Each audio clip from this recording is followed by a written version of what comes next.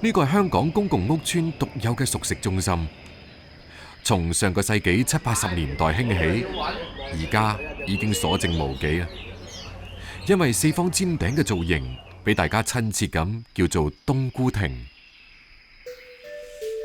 張發強1985年開始經營黃大仙冬菇亭，自細都冇離開過呢一帶。係喺前邊，我讀書嗰度就喺右手邊嗰度。而家我哋行緊呢一度咧，就係以前我住嘅地方，起咗呢啲高樓大廈。呢一個位就係以前嘅我哋大排檔嗰度，由細到大嘅生活圈子、讀書同埋做嘢嘅地方。行咗5分鐘到，而家現時嘅冬菇亭咧，就喺呢一度開緊啦。行一圈都不過500、600米，呢個係張發強幾十年嚟嘅生活圈。佢經營嘅冬菇亭係香港現存罕見嘅24小時營業餐廳。強大嘅底氣嚟自鋪裏面嘅3個部門：水吧、廚房、點心。佢哋一齊供應超過200種食物，確保客人幾時嚟都有嘢食。水吧係唯一24小時唔停嘅部門，2個平方嘅空間，張發強一企就係10幾個鐘頭。前面係水位，可以沖調飲品；後面係火位，包括扒爐同麵位。出品湯粉麵、小食等等，都係由佢一個人搞掂。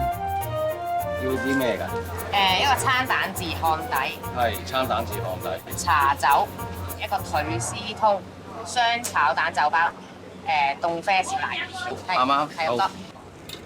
水吧亦係最具香港特色嘅餐廳角落頭。除咗奶茶、咖啡、鴛鴦、檸檬茶、葛優擁等，仲有粉麵、小食、三文治，超多選擇。所有呢一啲都能夠喺呢個細細嘅吧台度出品。我哋貨比較上係基層啲人飲，嗰啲比較上係做生意嗰陣咧，即係佢做咗成日咁流汗流得多啊，或者飲水飲多咧，個人寡啲嘅，咁佢飲啲有濃味少少嘅嘢，嗰啲咁嘅基層啦，依家比較上係後生咗啲，所以佢哋飲嘅茶咧就比較上冇咁濃。咁我哋已經係個份量就減少翻，但唔想話即係冇咗大排檔嗰個原意嗰個風味出嚟。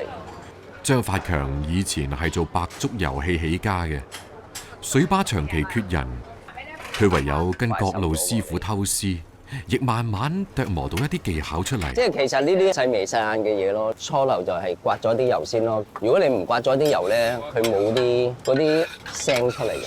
等落去煎嗰段時間咧，先至淋翻少少油落。太過多油咧，就變咗好似炸出嚟嘅，冇咗效果。就咁煎出嚟會香啲咯。耐性係張發強對食物嘅最大尊重，但係對妹妹佢就特別嚴格。煎耐啲嗰度浸落去，跟住蛋咧就會煎到幾煎。關鍵時刻仲係要靠屋企人，因為人手嚴重不足。張發強將做過餐飲嘅屋企人拉翻鋪頭幫手。之前我做廳面嘅，唔夠人，咁佢就教我又過嚟喺度做咗嘅半年到啦。以前幫阿爸，而家幫細佬，我都停咗幾年㗎啦，舊年先翻嚟開翻㗎嘛。夠人啦，年紀大啦，同埋又做完手術都係咁翻工，就辛苦啲咯，係啊，即係辛苦咯。支撐張發強做落去嘅，除咗對呢一份工作嘅熱愛，仲因為街坊嘅信賴。即係有啲地方咧係冇啲咁嘅格局㗎，香港有中有西，嗰種享受唔同嘅。兼埋咧，我哋坐多都係自己食下有班朋友仔咁啊，我哋不同年齡都可以坐埋一齊，大家 social 下傾下偈啊。唞咗幾個鐘，張發強再次開工。通宵班係最難招人，佢自己撐咗就嚟20年啦。晚餐到宵夜時段係生意最火爆嘅時候，張發強經常都會遇到熟客。因為飯堂咯，同埋有個家感覺。我去好多度大排檔食過，都好參差咯，亦 OK 嘅。我哋做嘅食物，做嗰啲嘢咧，都係唔使話我哋自己做出嚟得唔得？係街坊講俾你聽得唔得？真係健康啊！唉，一萬咁。過咗凌晨就係冬至，唔少客人訂座過節。咩咯？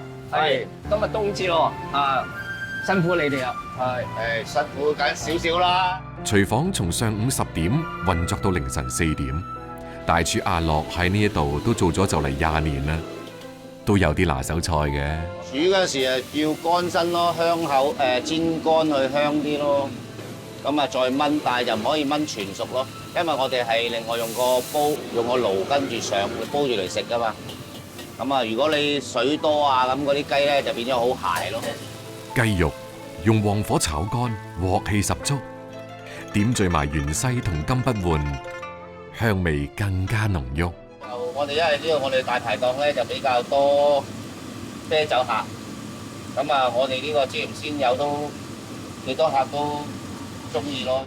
生猛海鮮係香港最引以為豪嘅食材之一，新鮮魷魚用豆瓣醬同咖喱調味，同生粉攪勻，放入油鑊裏邊，用大火浸炸到7-8成熟。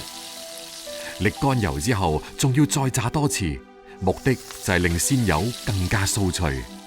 咁啊味啊、蒜蓉啊、指點椒啊、葱花啊嗰啲拋下就得噶啦，就唔使回鑊咯。我哋就新鮮食材同注重細緻嘅手法，先至可以令到呢一味椒鹽鮮魷外脆內嫩，保證脆皮嘅同時，仲可以食到鮮魷本身嘅鮮味。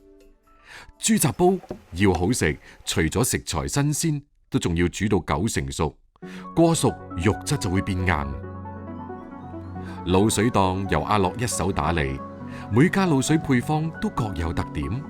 阿樂做嘅滷水拼盤包含咗老鵝、墨魚、鵝腸、花腩、紅腸等，滷汁一淋，香醇甘和。大排檔菜式多數以香口鑊氣足出名，但最關鍵嘅其實係出菜嘅速度。大排檔冇乜要求啊，快很準，一個餸嚟計分鐘之內要整好噶啦。酒樓因為佢要經過傳菜啊，上台個時間會比較耐咯。我哋有個窗口咁啊，懟出去，可能熱力保持得好啲咯。凌晨2點，幫襯咗多年嘅的士司機特登相約過嚟過冬至。的士大佬同張發強識咗超過10年，半夜歇下腳，呢度就成為咗佢哋嘅避風港。呢度最好咧就係24小時，隨時嚟到都有嘢食，邊個都得，打風都有得食。凌晨12點，宵夜仲未散去，點心房已經開始開工。做點心要日夜顛倒，凌晨返工，到第2日中午先至可以收工。點心師傅財哥入行40年，係張發強嘅隔離屋。我以前做住黃大仙㗎，同埋阿強嗰層樓添啊。用腐皮包住芋頭、火腿、雞肉、浮皮，一份雞扎點心搞掂啦。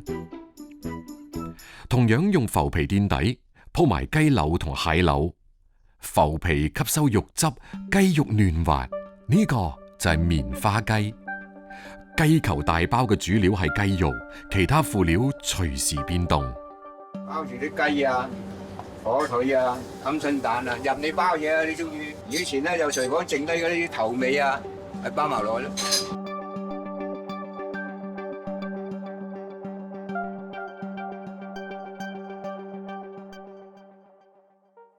呢度有超過40種點心，大多數係懷舊款，好似春蛋燒賣、鴨腳扎等，喺市面上已經見唔到太多。最高峰嗰陣，每日可以賣到1500籠點心。喺張發強為數唔多嘅休息間隙裏邊，佢偶然間會去冬菇亭附近嘅獅子山公園嗰度行下逛下。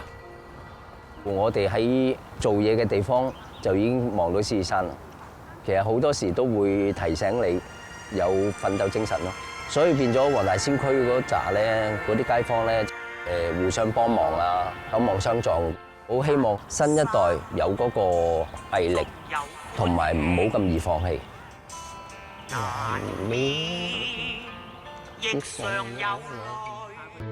廣西北海陽光正好，劉葉芳要喺烈日底下將鮮味流傳落嚟。這個叫泥龜，我們現在已經是處理好了，現在用來曬乾，然後呢就煮粥煮湯的，煮出來味道很鮮的，北海這邊才有誒。貌不出眾嘅泥龜係本地人先至明白嘅美味。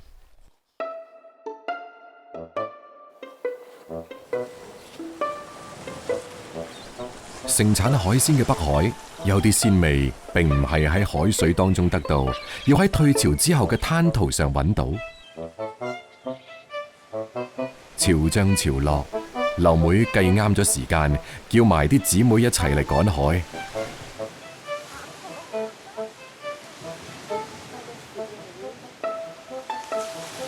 呢種睇上去唔係好靚嘅小生物，學名叫石黃。本地人起咗一個更形象嘅名泥龜。柔軟嘅泥龜其實係一種貝類，外殼退化咗之後，只能夠靠身上嘅貝眼感知光線，用靈敏嘅觸覺避開障礙物，從而感應四季變化同潮汐更迭。過了清明或者是8月15那段時間就多一點，冬天也沒有的。泥龜係灘塗上嘅隱形高手，褐色嘅表皮、凹凸不平嘅背部，令到佢可以喺灘塗、茅草叢、紅樹林裏邊掩人耳目。退潮之後嘅灘塗富含微生物，泥龜匍匐而行，絲滑咁掠過每一寸淤泥去尋找食物。餵食梗係會留低蹤跡啦，亦令劉妹可以揾到佢哋嘅身影。跟着他拉那條粑粑，跟着他一直走啊，看着他那條東西才認得出來，像泥一樣。以前我剛覺得撿的時候，我眼睛睜得好大，都看不到，眼睛都很酸的，都看不出來。劉妹勤快啊，差不多每天都來的，他來我們就來，我們不來他也來，撿就上癮了。就算已經有咗5個幾月嘅新人，劉妹依然每日都嚟趕海。執泥龜睇起身簡單，但係頻繁彎腰踎低，普通人都頂唔順。腰累啊，背腰啊，就有時候走得蠻遠的，1-2公里都有。那個泥巴陷得又深，沒辦法，家裡條件不允許，還要出來搞一點生活費啊。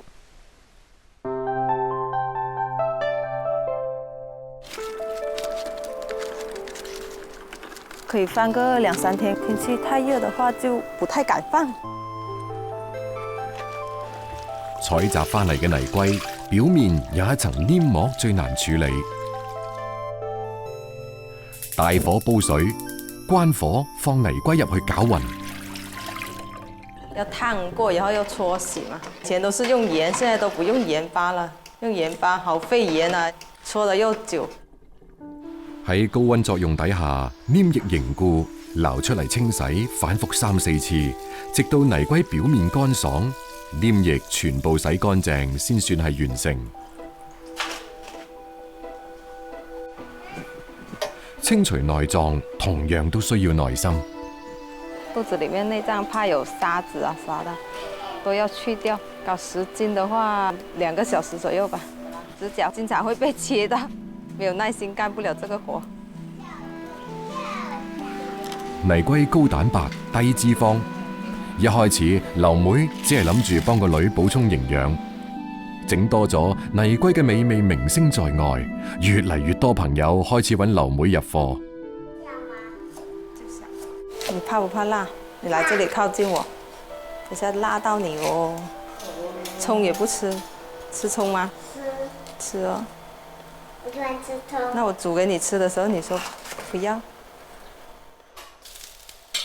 泥龜要食新鮮嘅，本地人中意用老雞乸嚟到燉，爆香薑片、老雞乸加料酒翻炒，再倒入沙煲裏邊燉1個鐘頭左右。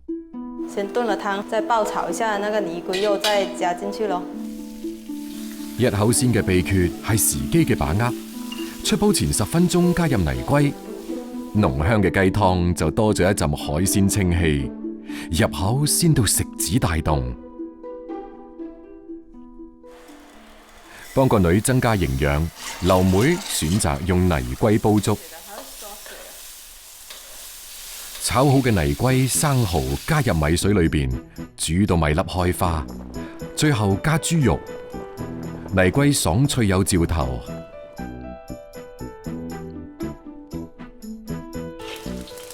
熱油激發蔥段同薑片嘅香味，加青椒爆炒，最後再放泥龜。只要1到2分鐘，馬上出鑊，火候到先至可以保證泥龜啱啱熟，口感軟糯中略略脆韌，係恰到好處嘅挑逗，有嚼頭而唔會太韌。吃飯啦，吃飯啦！晚飯係一家人約定俗成嘅聚會時刻，食咩唔緊要，喺一齊先有意義。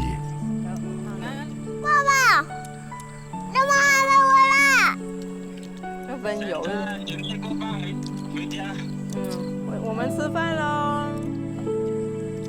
泥龜呢種只係生長於灘塗嘅小小生物，因為自然賦予嘅鮮美，令劉妹同佢結緣。食客未必知道，每一口美味嘅背後，都經歷過耕耘同挑選、勞作同艱辛，都係承載住一個人、一家人嘅生活期盼。冇苦邊有鮮？仲夏喺潮汕嘅大小菜市場裏邊，時令食材先至係當仁不讓嘅主角。天蒙光，澄海雲橋村嘅許永賢已經忙緊。正月種低嘅菱角已經到咗採收時節，小小嘅菱角船破水而行，翻開咗一束束碧綠嘅菱葉，將成熟嘅菱角輕輕摘落嚟，再將植株放翻水裏邊繼續生長。呢啲動作，許永賢做起身行雲流水。伊通只適合我要攬啊，要自調嘅，伊只有夾正要青菜，這粒就好釣，這粒就冇釣嘛。差唔多咧10 kg 就好釣嘅一把。特製嘅菱角船就好似個木盤仔，只可以容納到一個人。船雖然細，但係都分成3個艙。採菱嘅時候，人坐喺頭艙，摘低菱角放喺中艙，而尾艙就用嚟蓄水保持平衡。犀利嘅採菱人，一隻船可以裝到200幾斤。我眼大家袂劈鐘，我做鐘還是做一支鐘嘅正陣呢？伊頭落是2撥落水台咧，做有時釣到啲，唔曉賣是夠鐘去吸料。菱盤浮生喺水面呈蓮花狀，所以潮汕人都叫佢蓮角。菱角花開喺水裏邊，好細一朵，晚黑開花，白天閉合，就好似嬌羞嘅少女。花朵綻放之後，就會生到果實出嚟，垂生喺葉片底下嘅水裏邊。好水出好菱，韓江一路奔流到澄海，水勢放緩，分成多條支流，令呢一片土地河網縱橫，池塘密布，為菱角搭建咗天然家園。雲橋亦因為咁樣成為咗遠近聞名嘅菱角村。地處亞熱帶嘅澄海，菱角要比江南一帶要早熟。豐收時節，一株菱角可以採3、4次。頂住盛夏陰晴不定嘅天氣，採菱角係一件辛苦嘅工作。真正嚟講是好辛苦嘅。你自己ขุ枝直掛是冇向能電單嘅，前我在潮落電單啲，做基本難做，最拗咯。即係嚟講真係冇向能愛整。喺雲橋村，菱角成熟時節需要男女老少齊上陣。許永賢專職採摘，老公同個仔負責清洗搬運咁樣嘅粗重功夫。除咗打理自己屋企嘅菱角，老公洪偉群有生意頭腦，仲去收購其他農戶嘅菱角進行加工。喺呢一個夏季爭取賺多啲。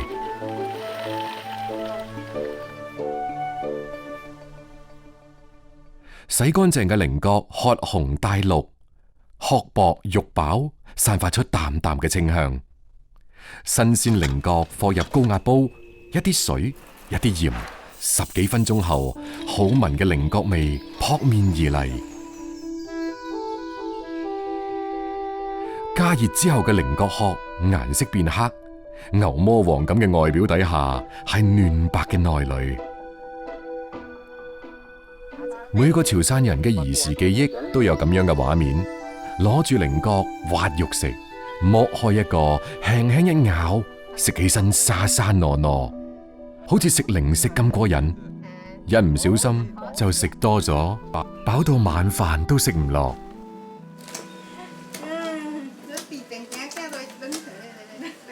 加工菱角係生意，更係一門手藝。手持特製嘅菱角刀，從最柔軟嘅肚臍位落刀切開，輕輕撬開兩邊，一粒完整嘅菱角肉就脫殼而出。喺雲橋村周圍都可以見到3、5個人圍埋一齊剝菱角，手法嫻熟，一邊傾偈一邊手唔停。這點珍珠一根內角好爆絲聲咯。我哋即食嘅蘿蔔杯嘅。伊較少有賣，正些人嘅叫就是1點鐘20根，我本人嘅300根嘅出。哇！蘿蔔杯嘅好專業咯，內角嘅應該上點多啊。就只朝阿妹落嚟聽你講講。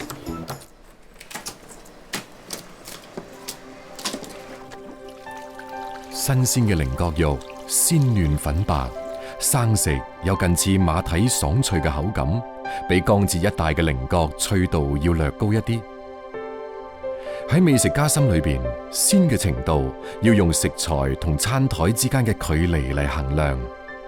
按照呢一個標準，雲橋村民先至係鮮嘅第一批享用者。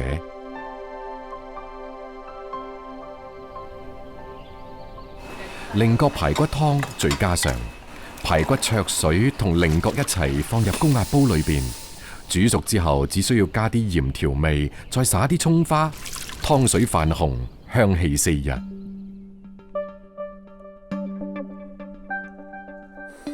熱油爆香蔥花，倒入提前炆熟嘅菱角翻炒，再灑啲白糖提味，加水燉煮收汁。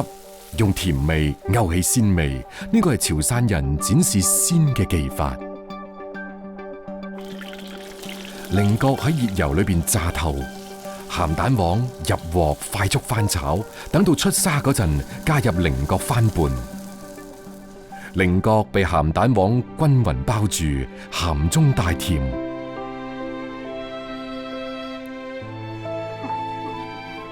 為咗難得嘅鮮，老廣喺後廚琢磨5味調和嘅奧秘，無論係用甜勾引鮮，定係用鹹烘托鮮，調和嘅本意就係恰到好處。恰到好處嘅分寸感，唔單止係廚房嘅奧秘，更係生活嘅智慧。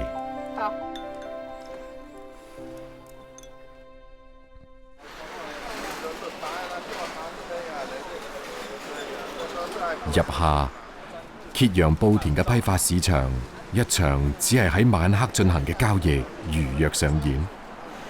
買家有啲帶住頭燈，有啲拎住小電筒，四處觀望，家家對比，只係為咗要揾到最中意嘅嗰抹鮮。喧囂從晚黑11點幾持續到凌晨，就係為咗將布田筍趕喺天光之前送去潮汕各大市場，以最鮮嫩嘅姿態搬上餐台。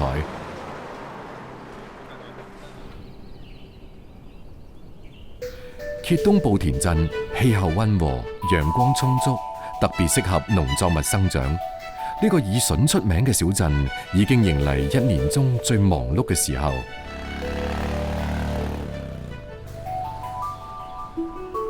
有關雨後春筍嘅習慣認知喺布田並唔完全適用。生於盛夏嘅麻竹筍先至係潮汕人餐台上嘅最愛。入夏之後，羅東面每日都要去到竹林裏邊行下。經過嘅光山只有拍料嘅噃，一直去米青，然後就小家送，就現在就客忙嚟檢討啊，為咗青，現在就咗監料嘅也冇得做菜餸啊，啲嘢潛水各方面嘅為咗措施。羅東面所講嘅菜筍其實就係嫩筍，本地人好菜筍嗰一口鮮甜，喺佢哋初生嗰陣就已經精挑細選。初毛土係計定噃，能碰到嘢送入大排，享受嘅版定噃。咁落料嘅就計車熱歐學嚟拍。本地特有嘅紅土為竹筍提供咗豐富營養，加埋入夏高溫多雨，竹筍新陳代謝旺盛。冚土就係要等土裏面嘅筍產生錯覺，防止纖維老化。竹筍對水分要求高，難喺保鮮。按照本地人嘅經驗，露珠最重嘅時候，未見光嘅竹筍質量最好。於是端午過後，筍農就保持住深夜入林嘅習慣。菜餸然後大概到4月至5月，高山機大部分就有攞3點鐘，菜餸大概攞300斤，光餸大概有1000多斤。喺潮汕話裏邊，挖筍被叫為打筍。羅東面撥開冚住嘅土層，順住筍葉生長嘅方向，揾準個位落鏟，伴隨鬆脆嘅斷裂聲，鮮白嘅筍肉露咗出嚟。留喺土裏面嘅，用泥冚翻住。過一排，筍眼都仲可以生翻出嚟。為咗趕早時，筍農嘅腳步唔可以停，從打筍嗰一刻起就開始咗同時間嘅賽跑。菜筍天未光就已經被收走，剩低嘅必須要拉翻屋企進一步加工。筍嘅鮮以離開土地嘅時間開始計算，因為就算離開土壤，佢嘅新陳代謝仲喺度繼續緊。放耐咗，纖維粗糙，水分流失。為咗生計，羅東面馬不停蹄，連續轉。以前也沒想到自己會回來做筍。退伍的時候在外面3年，然後我母親身體不好嘛，我從小到大很小的時候就一直在做筍，沒有什麼童年感，知道吧？我是很討厭筍的，那就生活所迫嘛，沒辦法呀。小孩我都不讓他碰筍的，安心讀書嘛。為咗增加收入，羅東面利用閒暇嘅時間種咗將近400棵竹筍加工售賣。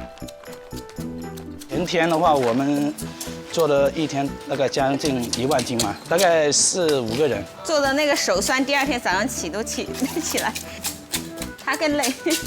我是打雜的。大概3點多去打嘛，6點多回來，那就開始做，做到晚上7點鐘左右。筍季通常的話，一天睡個3個多小時、4個小時，這是屬於正常的。他自己去。我不給，也不大去。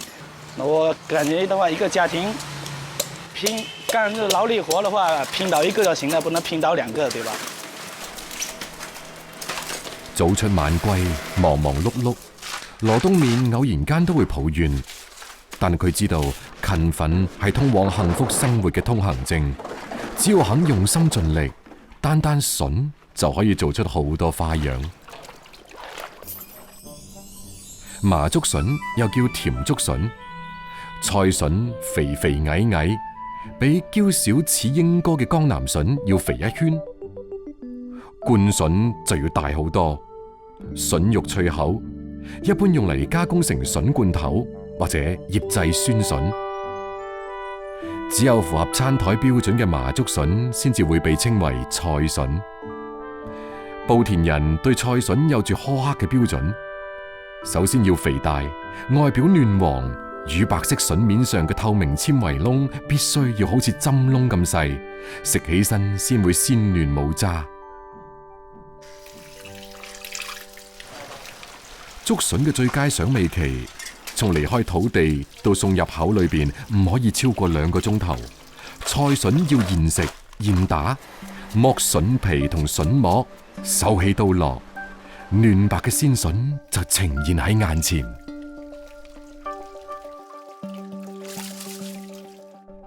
喺莆田最出名嘅美食就要數炒筍果。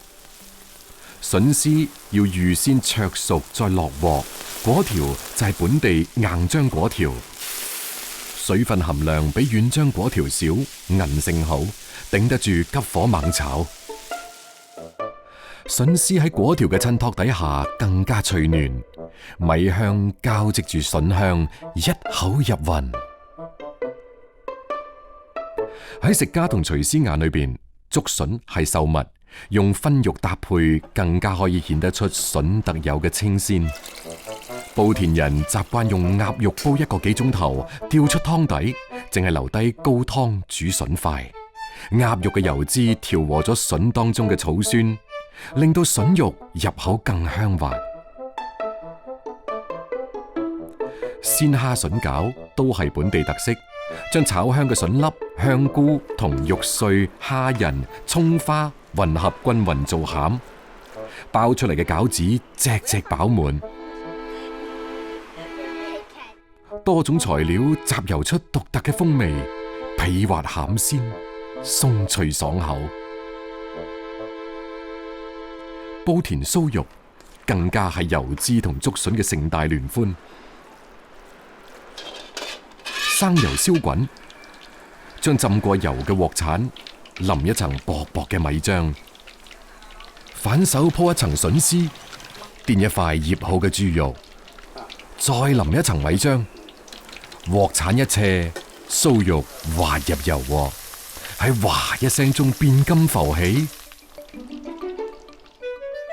卜卜脆嘅外殼，爽口嘅筍絲，仲有香噴噴嘅肉片。呢個係一味邊炸邊食嘅菜式，食呢味你係嚟唔切傾偈嘅，有理冇理，食完再算啦。5到7月係莆田筍生長嘅旺盛期，亦係最好嘅鮮食季。忙碌之餘，羅東面一家都會揸緊機會，趁鮮食幾餐先。老廣好鮮，為咗一口鮮味，跋山涉水都係等閒。對於竹筍，必須要爭分奪秒嘅油蜜，老廣當然係揸車直往，唔單止係為咗滿足口腹，亦係對生活樂趣嘅發現。酸菜筍衣煲係比較冷門嘅整法，筍衣油滑，略略焯水之後，同五花肉、酸菜一齊爆炒，入砂煲小火燉煮而成。象牙白嘅筍衣游刃喺油脂之間，帶咗山林清鮮之氣嚟。如果想要鮮得豪華濃烈一啲，咁就要上鮑魚啦。高湯煨製嘅鮑魚同筍塊一齊炆，入口有種鮮花着感、烈火烹油嘅快感。竹筍全身都係寶，入秋天氣轉涼，竹筍纖維變到粗糙，筍泡就閃亮登場。筍泡形態各異，可以成片，可以刨絲，但必須要用水嚟到煮熟晒，曬好咗先至唔會有苦澀味。係樹啊！煮熟之後，均勻鋪開，喺烈日底下暴曬2日，水分蒸發，竹筍內嘅氨基酸濃縮褐變，筍肉變成琥珀色，喺陽光下透出絲絲纖維，筍泡就曬好啦。日曬之後嘅筍泡可以存放到2、3年。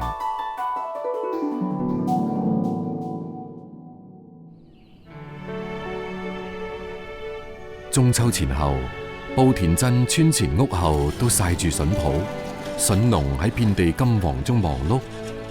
筍泡濃縮咗自然嘅鮮味，亦濃縮咗老廣質樸嘅生活滋味。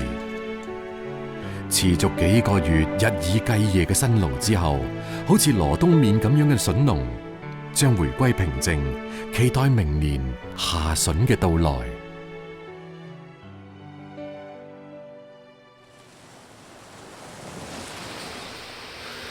今天下了幾斤？1個起。 2斤5。下料能排多一點水，下雨能注意一點，注意消毒。每日黃勇志都要去養殖池睇下，洗乾淨嘅生蠔打成漿灑入池裏邊。前幾日投入池裏邊嘅啱啱出世嘅螺 BB 肚餓啦。表面上池水風平浪靜，但行近睇仲可以發現一隻隻只係得沙粒咁大嘅螺苗，非常生猛。黃勇志嘅養殖場有400幾個水池，養東風螺係技術工作，溫度、水嘅純淨度同鹽度等各項指標每日都要登記。所以黃勇志特登從海南請咗有多年經驗嘅6歲嚟幫手管理。東風螺對環境，尤其對水質要求好高，個池每日都要換水。黃勇志打造咗一套循環水系統，海水過濾之後進入養殖池，池水又經過重重過濾再排返去大海，模擬出東風螺野外生長嘅生態系統。灑的是那個魚水，泡過魚的魚水。灑的時候就把它那個螺引出來。2個月前投入嘅螺仔已經長大，活動空間唔夠啦，係時候同佢哋搬屋啊！一個池大概放23000到25000，分池出來以後還要養10個月左右哦，中大螺就養的時間比較長。東風螺，廣東俗稱花螺、海珠螺，乳白色嘅殼上面有塊狀黑色斑紋，又叫方斑東風螺。東風螺中意晝伏夜出，日頭往往睇唔見蹤影，靠一條水管呼吸。東風螺唔大隻，飯量就唔細，而且淨係食海鮮。每日上午6歲都要準備好多魚仔嚟到投餵。東風螺係有齒舌嘅，如果同鱷魚相比，按照同體積嚟計嘅話，咬合力同鱷魚係相似嘅。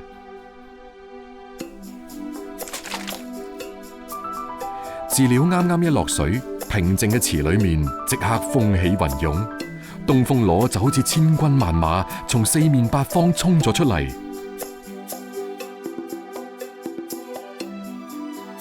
一番廝殺之後，又快速回歸平靜，好似乜嘢都冇發生過。唯有光禿禿嘅魚骨提醒緊我哋，水面之下潛伏住一群兇猛嘅吃貨。每到繁殖季節，仲要投餵生蠔、魷魚、蟹等海鮮補充營養。伙食咁好，就係要等東風螺積蓄鮮味物質。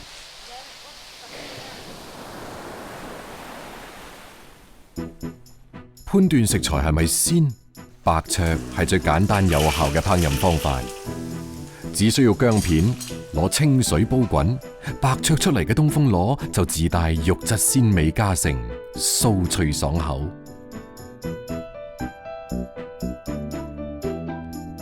本地人都係食螺嘅高手，煮熟嘅東風螺牙籤一篤，輕輕一轉，技術到家，先至可以勾完整飽滿嘅螺肉出嚟。剔好嘅一隻隻螺肉已經足夠誘人，搭配薑蒜辣椒，快速翻炒，調味出鑊。滿滿一碟炒螺肉，包住醬汁，一啖一隻，香辣刺激，配酒一流。薑蒜墊底，倒入醃製過嘅雞肉，燜10分鐘，再加埋東風螺入去，沿住鑊邊淋白酒，嘩啦啦咁響。雞螺一加親，雞油令花螺喺鮮脆之外，又多咗一重滋潤香味。